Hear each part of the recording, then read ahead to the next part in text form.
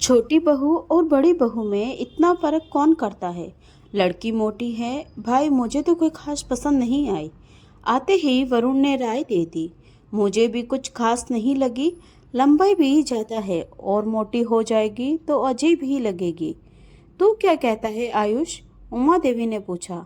ऐसा था तो देखने क्यों गए थे? फोटो देखा था, शादी में भी मिली थी, तब मोटी नहीं लगी। मुझे ठीक नहीं लगता कि किसी लड़की को जानते हुए भी खास तौर पर देखने जाओ और फिर मोटी पतली काली गोरी कहकर मना कर दो। अब तो बात हो गई है, मैं मना नहीं कर सकता। आयुष ने फैसला सुनाया। ये क्या बात हुई भला? लड़के वाले हैं तो लड़की देखने तो जाएंगे ही। पसंद आए तो हाँ कहेंगे, नहीं आए तो नहीं। इसमें इतना सिद्धांतवादी बनने की क्या जरूरत है? वरुण ने कहा। आयुष अपने माता पिता का छोटा बेटा था। वरुण की शादी हो चुकी थी और आयुष के लिए लड़की की तलाश जारी थी। इसी दौरान एक शादी में आयुष ने नेहा को देखा। लंबी, हंसमुख और शरारती लड़की आयुष को बहुत पसंद आई। उसने उमा देवी और वरुण को भी नेहा से मिलवाया।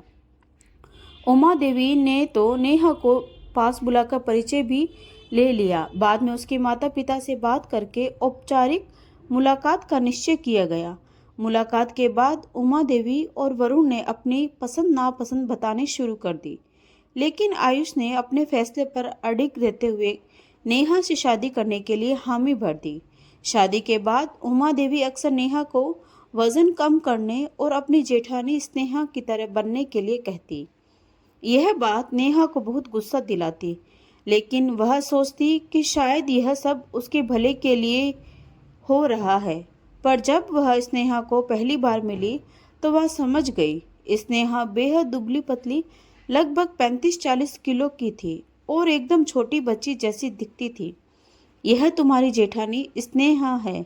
इसी की तरह बनना है तुम्हें, एक आदर्श बहू की तरह, उमा देवी ने परिचय करवाया। नेहा ने स्नेहा के पैर छुए और स्नेहा ने बेमन से आशीर्वाद देते हुए कहा, खुश रहो। नेहा ने जल्दी ही समझ लिया कि घर में सारा काम उसी के हिस्से में आने वाला है। स्नेहा को कमजोर और मासूस समझा जाता था, जबकि नेहा को उसकी ताकत और शरीर के आधार पर जिम्मेदारियां दी गई।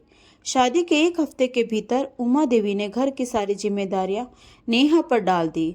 अब से इस घर की पूरी जिम्मेदारी तुम्हारे मजबूत कंधों पर है। मैं तो बूढ़ी हो गई हूँ। स्नेहा पहले से कमजोर है बेचारी।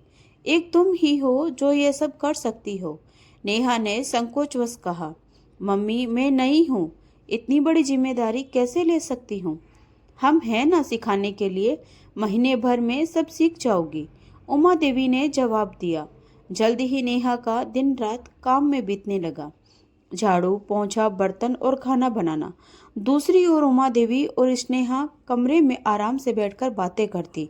नेहा से अगर कोई गलती हो जाती तो उसे व्यंग्य सुनने पड़ते। एक दिन जब नेहा अपनी शादी की कोई नई साड़ी पहनकर आई तो उमा देवी ने नेहा को कहा, यह साड़ी स्नेहा को दे दो, उस पर अच्छी लगेगी, तुम पर तो मोटापा ही दिखता है। नेहा के आत्मविश्वास को चोट लगी। आयुष को नेहा की गिरती सेहत और गायब होती हंसी परेशान करने लगी। उसने देखा कि नेहा ने वजन घटाने के लिए खाना तक छोड़ दिया था। एक दिन आयुष ने उमा देवी से कहा, मम्मी ये क्या हो रहा है? सारे काम नेहा क्यों कर रही है और आपने नौकरानी को भी हटा दिया है?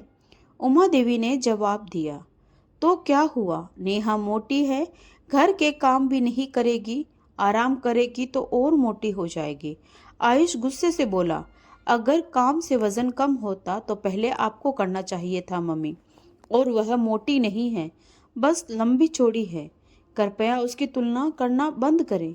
उमा देवी भड़क गई, तुम्हें समझ नहीं आता, मैं तो नेहा के भले के लिए करवा रही हूँ सब। आयुष चिढ़कर बोला, मम्मी अगर तुलना करनी ही है तो भाभी से कहिए कि अपनी हाइट बढ़ा ले, दोनों बराबर हो जाएगी। अगर ऐसा ही चलता रहा तो मुझे अलग होना पड़ेगा। फैसला आपका है। अगले दिन आयुष ने नेहा को काम करने से मना कर दिया।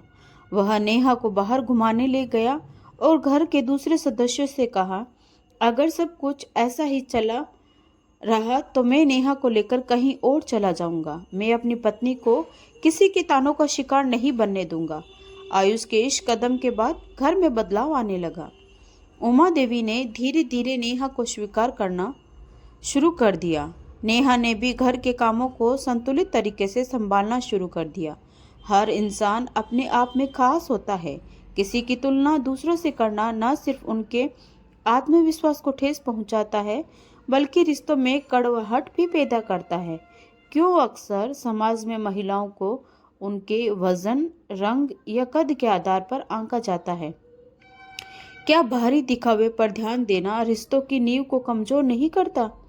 क्या परिवार के बड़े सदस्यों की जिम्मेदारी नहीं है कि वह नए सदस्य को सहज महसूस कराए, बजाय उसकी आलोचना करने के? दोस्तों, आप अपनी राय कमेंट बॉक्स में ज़रूर दें, और कहानी अच्छी लगी हो तो प्लीज़ लाइक शेयर ज़रूर करें।